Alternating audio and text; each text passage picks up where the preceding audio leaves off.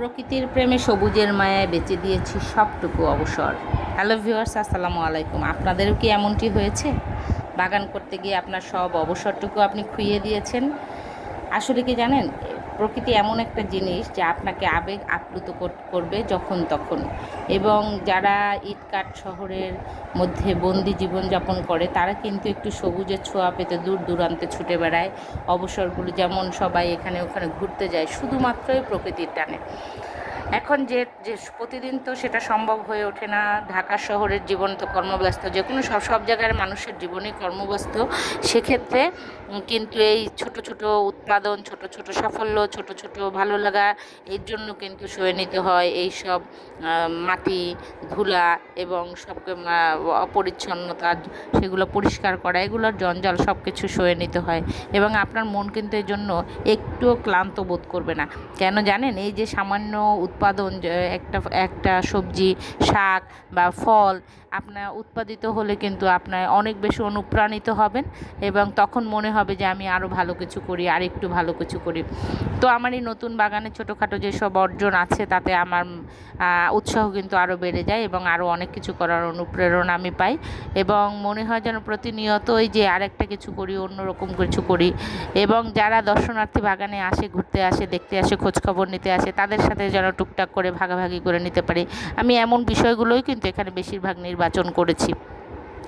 তো যাই হোক, এই ছোটোখাটো বাগানের সফলতা কতটুকু আসবে আমি জানি না, তবে আমি কিন্তু অনেক আশাবাদী এবং আমার এটা কিন্তু একটা বৈশিষ্ট্য। আমি আশা করতে পছন্দ করি এবং সেজন্য আমি কিন্তু যে কাজটা করি খুব আন্তরিকভাবেই করার চেষ্টা করি এবং সে কারণে আমি নিরলসভাবে আমার অবসরটুকু সব এদের জন্য বিলিয়ে দিয়েছি এবং আমার এতে অনেক আত্মতৃপ্তি ঘটে এবং এই আত্মতৃপ্তির মাধ্যমে আমি অনেক অনুপ্রেরণা পাই। আর টুকটাক লেখালেখি করার সুবাদে কিন্তু আমার এখানে যে যদি একাগ্রচিত্তে আমি যখন কাজ করি অনেক কিছু মাথায় আসে আর সেটা আমার কাজে লাগে। এবং সবথেকে বড় কথা কি, যে কোনো কাজে একটা স্বপ্ন তৈরি হয় এবং সেই স্বপ্ন থেকে কিন্তু সাফল্য আসে।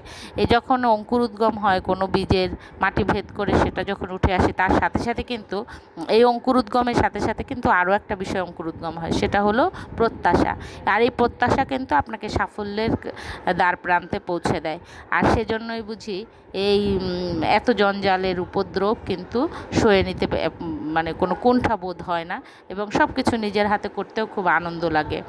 আর এই এত কিছু পরে সময়ের যে হেরফের, আমাদের এই ব্যস্ত জীবনের যে সময়ের ঘাটতি, সেটাও কিন্তু এর পিছনে খরচ করতেও কিন্তু একটুও কুণ্ঠাবোধ করি না। কেননা মনে হয় যেন কিছু একটা পাবো এদের কাছ থেকে, কিছু অন্তত প্রেমটা পাবো, প্রকৃতির যে ভালো লাগা, যে ভালোবাসা, একটা ফুল, একটা ফল, সামান্য একটা সবজি, সামান্য একটা পাতা আপনার মনটাকে যে কতটা প্রফুল্ল করবে, এটা আপনি যতক্ষণ পর্যন্ত নিজে বাগান না করবেন সেটা কিন্তু আপনি বুঝতে পারবেন না। তো আমার অবস্থাও কিন্তু সেরকম। আমার সামান্য কিছুতে অনেক আমি আবেগ আপ্লুত হয়ে পড়ছি এবং অনেক ভালো লাগছে। আপনারা দোয়া করবেন এই বাগানটাকে যেন আমি অন্তত সুন্দরভাবে উপস্থাপন করতে পারি এবং সুন্দরভাবে এটাকে পরিচর্যা করতে পারি। সেই সময়, সুযোগ এবং সেই সুস্থতা, সেই ধৈর্য সব কিছু যেন আমার থাকে। সবাই সেই জন্য আমার জন্য দোয়া করবেন এবং আপনারা যারা বাগান করতে পছন্দ করেন তারাও আমার মতো অবশ্যই আবেগপ্রবণ হয়ে যান এই বাগানের সবুজের কাছে। তো এই ছিল আজকের উপস্থাপন। আপনারা সবাই ভালো থাকবেন এবং আমার জন্য দোয়া করবেন। আল্লাহ হাফেজ।